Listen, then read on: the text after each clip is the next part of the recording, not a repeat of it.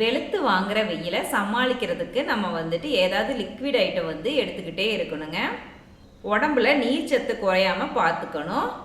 ஏதாவது juice item எடுத்துக்கலாம், இல்லைன்னா வந்துட்டு மோர் எடுத்துக்கலாங்க. நம்ம இன்னைக்கு வந்து பார்த்தீங்கன்னா நன்னாரி சர்பத் எப்படி ரெடி பண்ணுறதுன்னு பார்க்கலாங்க. நன்னாரி சர்பத் வாங்கும்போது நல்ல பிராண்டாக பார்த்து வாங்கிக்கோங்க. இது வந்து உடம்ப வந்து ரொம்ப குளிர்ச்சியாக வச்சுக்கும். அது மட்டும் இல்லாமல் பிளட்டை வந்து பியூரிஃபை பண்ணுங்க. ஒரு நாளைக்கு ஒரு டைம் மட்டும்தான் நம்ம வந்து குடிக்கணும். இப்போ 2 பேர் குடிக்கிறீங்க அப்படின்னா அரை லெமன் வந்து கரெக்டாக இருக்கும். இப்போ இந்த லெமனை வந்துட்டு இந்த மாதிரி நல்லா கைகளால் நல்லா அழுத்தி தேய்ச்சி எடுத்துக்கணுங்க. அப்போ தான் வந்து சாறு நல்லா வரும். இப்போ ஒரு பாத்திரத்தை எடுத்துட்டு அதில் நான் வந்து ஆல்ரெடி ஃப்ரிட்ஜில் தண்ணி வச்சுருந்தேங்க. அதை வந்து சேர்த்திடலாம். நல்லா சில்லுன்னு இருக்கிற வாட்டரை தான் சேர்த்திக்கணும். நான் 2 பேர்த்துக்கு எந்த அளவுக்கு தண்ணி வேணுமோ அந்த அளவுக்கு சேர்த்திக்கிட்டேன். அடுத்ததாக அரை எலுமிச்சையை ஜூஸ் பிழிஞ்சு விட்டுக்கலாம். அடுத்ததாக நன்னாரி சர்பத் அந்த சிரப்பை ஆட் பண்ணிக்கலாம். நான் வந்து இப்போ வந்து 2 ஸ்பூன் அளவுக்கு சேர்த்திக்கிறேன். நம்மளுக்கு தேவைப்பட்டால் மறுபடியும் சேர்த்திக்கலாம். இப்போ இதை நல்லா கலக்கி விட்டுக்கலாம். அடுத்ததாக சர்க்கரை சேர்த்திக்கலாம். நான் வந்து பார்த்தீங்கன்னா 1.5 ஸ்பூன் அளவுக்கு சேர்த்திருக்கேன். இப்போ இதை நல்லா கலக்கி விட்டுக்கலாம்.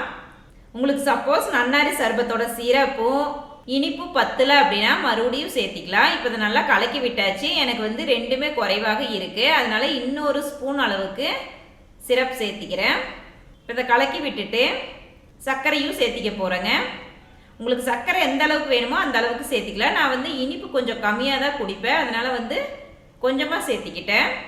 அடிக்கிற வெயிலுக்கு இந்த மாதிரி மதிய நேரத்தில் இந்த நன்னாரி சர்பத்தை குடிச்சு பாருங்கள், நல்லா இருக்கும். இப்போ இதை நல்லா கலக்கி விட்டுறலாம். உங்களுக்கு சப்போஸ் இனிப்பு அதிகமாக வேணும்னா அதுக்கு தகுந்த மாதிரி சேர்த்திக்கோங்க.